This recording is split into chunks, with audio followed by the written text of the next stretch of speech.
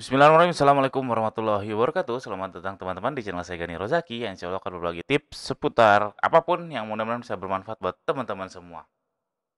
Nah, video ini saya mau ngasih tahu tentang tips iklan produk serupa di Shopee.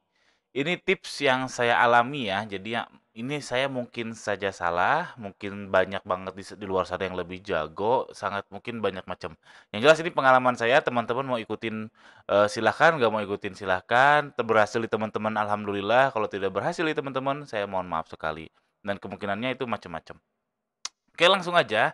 Jadi apa sih iklan produk serupa? Definisinya dulu. Jadi iklan produk serupa itu ini teman-teman, kalau teman-teman buka, produk lalu di bagian bawahnya tuh ada produk serupa kayak gini.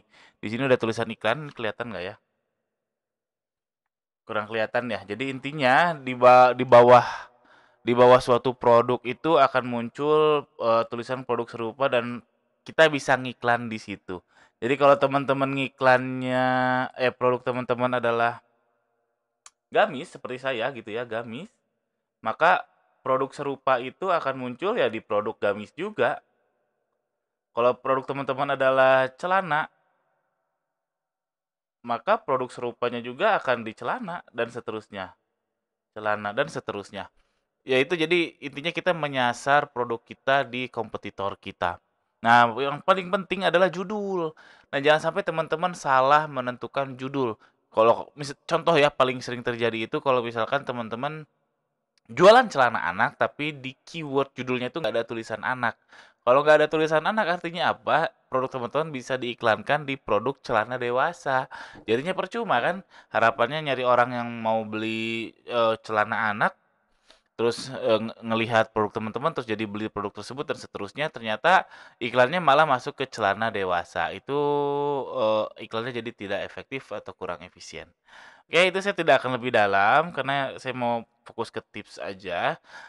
Terus cara bikinnya gimana? Gampang banget sebenarnya, masuk aja ke Shopee Seller Center teman-teman, lalu, ke iklan Shopee, lalu nanti ada iklan produk serupa.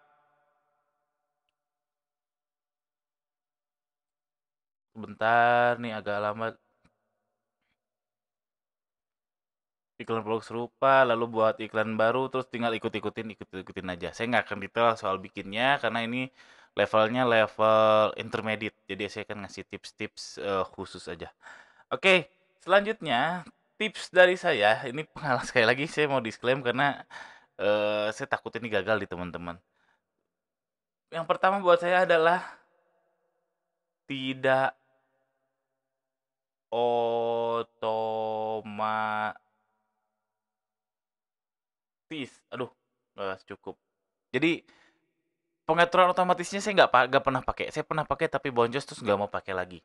Dan hemat saya kenapa dibikin ada pengaturan otomatis itu adalah biar orang yang nggak mau ribet ngiklan, tinggal klik aja terus selesai gitu. Terus iklannya muncul tinggal bayar dan seterusnya. Itu kan buat orang yang nggak mau ribet. Sedangkan buat saya mau banget ribet untuk ngurusin ini karena ya saya mata pencarian utama saya jualan online. Perusahaan saya memang jualan online, jadinya ya saya mau ribet, jadi kenapa harus pakai otomatis, ya nggak? Jadi teman-teman kalau memang nggak mau ribet, ya udah silahkan aktifkan aja pengaturan otomatisnya. Tapi kalau mau ribet ya nggak usah diaktifin. Feeling saya seperti itu dan sepengalaman saya si pengaturan otomatis ini nggak pernah memberikan hasil yang cukup memuaskan buat saya. Karena apa? Karena pengaturan otomatis ini nggak tahu HPP tiap produk yang saya punya, alias gross profit. Ibaratnya gini, kalau teman-teman jual HP harga 1 juta, terus keluar iklannya 500 ribu, sedangkan profitnya cuma cuma 50 ribu, artinya kan boncos. Artinya teman-teman ya kebakar, artinya rugi, jualan untuk rugi ya percuma. Makanya saya tidak merekomendasikan pengaturan otomatis karena itu satu, dia itu untuk nggak mau ribet, sedangkan saya mau ribet. Yang kedua adalah dia nggak tahu gross profit kita. Padahal itu parameter yang sangat penting dalam beriklan. Kalau kita nggak tahu gross profit kita, kita bisa ngasal aja ngebid iklan beberapa rupiah per klik, budget Facebook, budget Shopee, budget Tokopedia, dan seterusnya jadi ngasal aja. Itu penting sekali.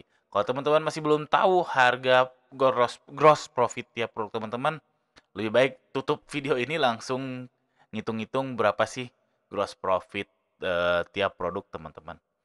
Oke, yang kedua, sebentar, saya lihat contekan dulu.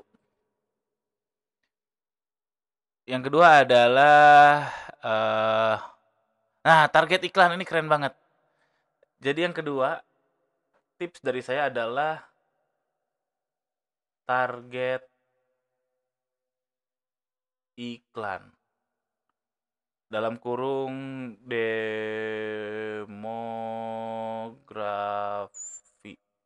Ini keren banget dari Shopee. Ini baru baru muncul sekitar 2 atau 3 bulan yang lalu. Jadi kita bisa menargetkan sesuai demografi iklan kita.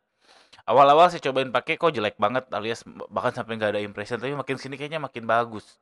Makin bagus. Ini sama seperti Facebook, kita bisa nargetin gender, umur, sama lokasi. Lokasi itu tiga itu udah sangat penting sekali buat saya, itu sangat penting sekali. Memang tidak sedetail Facebook, tapi tiga itu sudah menggambarkan. Mungkin 80% target yang tepat itu berdasarkan gender, berdasarkan umur, berdasarkan lokasi, ya.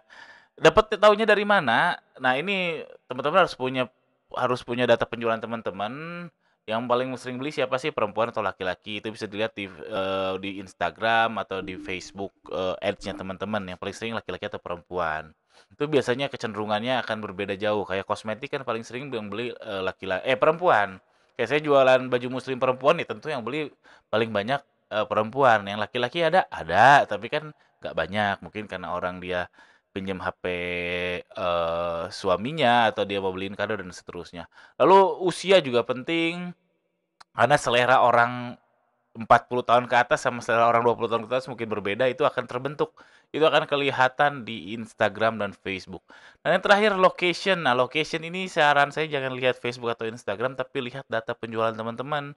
Lihat data penjualan teman-teman, kan ada alamatnya tuh, di Shopee ada alamatnya, di Tokopedia ada alamatnya dan seterusnya. Itu tinggal gabungin aja dan paling banyak jualannya di mana. Kalau paling banyak pembeliannya di Jakarta, di Bogor, kenapa harus capek-capek ngiklanin di Papua? Dan seterusnya. Dan feeling saya sih kemungkinan besar penjualan teman-teman Jabar, Banten, Jakarta pasti masuk ke setidaknya top 10-nya penjualan teman-teman. Setelah itu ada macam-macam. Kalau saya banyaknya pembeli dari Kalimantan Timur, lalu dari Jawa Tengah, lalu dari Aceh, Sumatera Selatan dan seterusnya. Saran saya cukup geolocation tuh 5 aja. Ini bisa dilihat settingannya seperti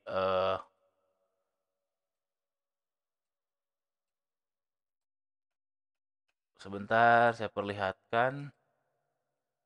Nah, ini di sini ada target iklan seperti ini, dia ada umur, gendernya, lalu lokasinya sesuai dengan penjualan teman-teman. Oke, itu penting. Terakhir yang paling paling agak pusing itu adalah saran saya adalah iklankan semua produk. Ini agak ngejelimet, jadi saya akan eh, mungkin mungkin ada video selanjutnya untuk ngejelasin ini, tapi nggak apa-apa. Iklankan semua dengan bid 150. Jadi 150 itu adalah bid terkecil ya. Jadi bid terkecil eh, dari Shopee iklanku. Lalu cek setelah 1 minggu, biasanya paling cepat 2 hari atau 3 hari, cek ada impression nggak. Kalau no impression, artinya iklannya nggak muncul sama sekali, itu tambahin bidnya. Tambahin bid. Lalu kalau misalkan no sales, jadi impression udah banyak nih.